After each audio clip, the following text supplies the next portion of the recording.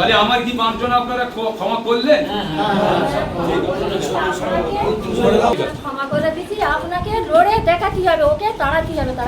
আজ সকালবেলায় ফুরপুরা শরীফে গিয়ে আরাবুল ইসলাম তৃণমূল দল ত্যাগ করেছেন, আর তারপরেই আজকে পোলেরহাটে দেখা যাচ্ছে যে আইএসএফ এর যে পঞ্চায়েতের নির্বাচনের সময় যে তিনজন কর্মী খুন হয়েছিলেন সেই তিনজন কর্মীর পরিবারের সঙ্গে দেখা করলেন আরাবুল ইসলাম, এবং শুধু দেখা করলেন না, তাদের হাতে হাত রেখে ক্ষমা চাইলেন এবং তারা আরাবুল ইসলামকে ক্ষমা করে দিলেন। তাই আপনাদের কাছে আমি ভুল স্বীকার করার জন্য এসেছি যে আমার ভুল হয়ে যায়, যদি আমি যদি অন্যায় করি আপনারা আমার মাফ করে দেবেন। তাহলে আমার কি মার্জনা আপনারা ক্ষমা করলেন?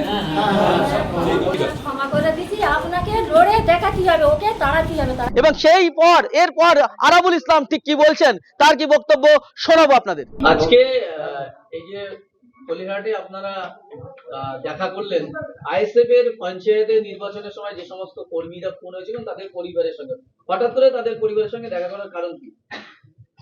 একটা ব্যাপার হচ্ছে, আপনারা জানেন যে এই পরিবারগুলো অত্যন্ত ক্ষতিগ্রস্ত পরিবার। কেন? কারুর স্বামী চলে গেছে, কারুর ছেলে চলে গেছে, বা কারুর ভাই গেছে, খুন হয়েছে। আপনারা জানেন পঞ্চায়েত নির্বাচনে যেভাবে দুই দলের মধ্যে সংঘর্ষ, তৃণমূল কংগ্রেসেরও 3 জন খুন হয়েছিল, এনাদের 4 জন আইএসএফ এর খুন হয়েছিল। আমি হঠাৎ করে আজকে সকাল থেকে একটু বলতে হবে যে সকালে আমি ফুরপুরা শরীফে গিয়ে আমি তৃণমূল কংগ্রেসটা বিশ্বাস করে লড়াই করে আজকের ভাঙড়ে যে খুন খারাপই হয়েছে সেটা আমি এতদিন মেনে নিতে পারিনি। আমি প্রথম থেকেই মেনে নিতে পারিনি। পঞ্চায়েত নির্বাচনের পর থেকে আমি অনেকবার ভেবেছিলাম যে এদের সাথে একবার আমি কথা বলবো, অনেকবার চেষ্টা করেছিলাম, কিন্তু সেই পরিস্থিতি হয়নি। তাই আজকে সেই পরিস্থিতি হয়েছে। আমি তাদের সাথে দেখা করেছি, তাদের কাছে ক্ষমা প্রার্থনা করেছি যে যদি আমি ভুল করে থাকি। কিন্তু একটা জিনিস আপনারা জানবেন, আপনারা মিডিয়ার লোক, আপনারা সেদিনও ছিলেন, আমি সেদিন কিন্তু পঞ্চায়েত সমিতির অফিস থেকে বাইরে বেরোইনি। খুন হয়েছে মেলার মাঠে। যাই হোক, সেটা খুন বলে খুন মেনে নিতে হবে, সেটা নিয়ে কোনো দ্বিমত আমার নেই। তাই আমি সেদিন থেকে মনে করছিলাম যে একবার এদের সাথে আমার দেখা করার প্রয়োজন আছে। তাই আমি আজকে সকালবেলা তৃণমূল কংগ্রেসটা রিজাইন করে আমি বলেছি যে এই তৃণমূল কংগ্রেস আর জীবনে করব না, বা এই কোনো দলের কোনো নেতা নেতৃত্বের সাথে আমার যোগাযোগ থাকবে না। যারা বিচার করতে পারে না, যারা মানুষের পরিষেবা দিতে পারে না, যারা মানুষ একটা খুন হলে তার বিচার করতে পারে না, সেই দলটা করা আমার পক্ষে আর সম্ভব নয়। তাই আজকে আমি শহীদ পরিবারের কাছে এসে তাদের কাছে, আমি সবার কাছে আমি আমার ক্ষমা চেয়ে নিয়েছি। আমার ভুল হলে, আমার অন্যায় হলে, যে তানারা বলেছেন যে যা না আমরা মেনে নিয়েছি, আমরা ক্ষমা করে দিয়েছি, আমরা আপনাকে ক্ষমা করেছি। তাই আমি অত্যন্ত খুশি বলবো না যে তাদের ছেলেরা মারা গেছে, তারা ক্ষমা করেছে, এটা বড় কথা। কিন্তু আমিও তাদের বলেছি যে তাদের বিপদ আপদ অসুবিধে সুবিধে আমি নিশ্চয়ই তাদের পাশে থাকবো। যেমন আমাদের এখানে নওশাদ ভাই আছেন, ছোট ভাইজান, তিনি যেভাবে দেখছেন তানার অনুমতি নিয়েই আমি সব ব্যাপারটা, আমি এদের ব্যাপারটা দেখব না। তাহলে কি এখন সময়ের অপেক্ষা আরাবুল ইসলামের আনুষ্ঠানিকভাবে আইএসএফ এ যোগদান? সেটা তো পরবর্তী সময়, আমি নিশ্চয়ই পরবর্তী সময়, আপনারাও বুঝছেন, আপনারাও জানছেন যে পরবর্তী সময় আরাবুল ইসলাম কোথায় যাচ্ছে, কোথায় যাবে, আমি আজকে এটা মুখ দিয়ে বলবো না। আমি যেহেতু এই দলে ঢুকেছি, আমি ওই কেসটা নিয়ে আমি দেখবো, কিন্তু আপনাদের পাশে থাকতে হবে। আমি চাইবো শওকত মোল্লা যাতে অ্যারেস্ট হয়, সেটা আমি চেষ্টা করবো ভাই করতে, যে আমি 2 নম্বর আসামি, তাহলে আমি জেল খাটবো আর সে জেল খাটবে না কেন, সেটা করবো। তবে যেটা আমার বলার, যে এই ঘটনায় আমি অত্যন্ত দুঃখিত, মর্মাহত। এত বড় একটা ঘটনা ঘটে গেছে। আমি সেই সময়ই বলেছিলাম যে আমি এটা একটা ফ্রেশ করে বলি যে এই ঘটনাটা সত্যিকারের অত্যন্ত দুর্ভাগ্যজনক ঘটনা। এই ঘটনা, জীবন চলে যাওয়ার ঘটনাটা আমি কোনোদিন মেনে নিতে পারি। তাই আপনাদের কাছে আমি ভুল স্বীকার করার জন্য এসেছি যে আমার ভুল হয়ে যায়, যদি আমি যদি অন্যায় করি আপনারা আমার মাফ করে দেবেন।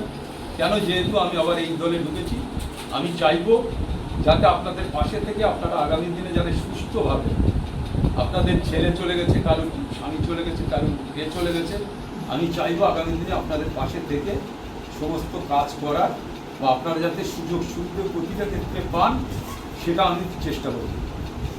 আর আমি আপনার কাছে ফের বলছি যে আমি যদি অন্যায় করে থাকি, আমি একদম আপনাদের সামনে বলছি যে আমি এই কাজের সাথে যুক্ত না। আপনারা বলুন, আমি 2006 সালে এমএলএ হয়েছি, কোনোদিন একটা পটকা পড়েছে, একটা মানুষের অত্যাচার হয়েছে, একটা কিছু হয়েছে? তারপরে টানা আমি 3 বার পঞ্চায়েত সমিতির সভাপতি। বলুন কোনো এলাকায় আমি অত্যাচার করতে দিয়েছি? যখন মমতা ব্যানার্জি এই শওকত মোল্লা একটা খুনি ডাকাতকে পাঠালো, এখন থেকে প্রতিদিন ভাঙড়ে গণ্ডগোল, প্রতিটা দিন গণ্ডগোল। এই একজন খুনি, একজন অত্যাচারিত। আজকে ক্যানিংয়ে 1,500 মানুষের বাড়ি ভেঙে দিয়েছে, শুধু নয় পুকুর করে দিয়েছে জেসিবিতে, পুকুর। যার বাড়ি ছিল এরকম বাড়ি ভেঙে পুকুর করে দিয়েছে। আজকের সেই লোকটাকে মমতা ব্যানার্জির দলে এনে আজকের গোটা ভাঙড়, ক্যানিং, বাসন্তী, গোসবা সব জায়গায় খুন হচ্ছে, ভালো ভালো ছেলে খুন হচ্ছে। ও যখন যুব সভাপতি ছিল 114 জন এই জেলায় খুন হয়েছে, 114 জন তরুণ তাজা যুবক, মানে তৃণমূল কংগ্রেসের যুব ছেলেরা। তাহলে একজন খুনি, একজন অত্যাচারিত, ভাঙড়ে তিনি ফের ক্যান্ডিডেট হচ্ছে। আমরা ভাঙড়ের মানুষের দরজায় দরজায় যাব যে এই খুনিকে দয়া করে আপনারা কেউ ভোট দেবেন। নওশাদ সিদ্দিকী সাহেব এখান থেকে আমি আশা করছি যে 1 লক্ষ ভোটে জিতবে, সেইভাবে আমাদের করতে হবে। আর আমি আপনাদের সামনে কথা দিচ্ছি যে আমি আপনাদের ফ্যামিলির লোক হয়ে যাব। আমি ফ্যামিলি লোক হিসাবে আপনাদের সাথে থেকে আপনাদের অসুবিধা যখন যা বলবেন আমি হেল্প করব। তাহলে আমার কি মার্জনা আপনারা ক্ষমা করলেন?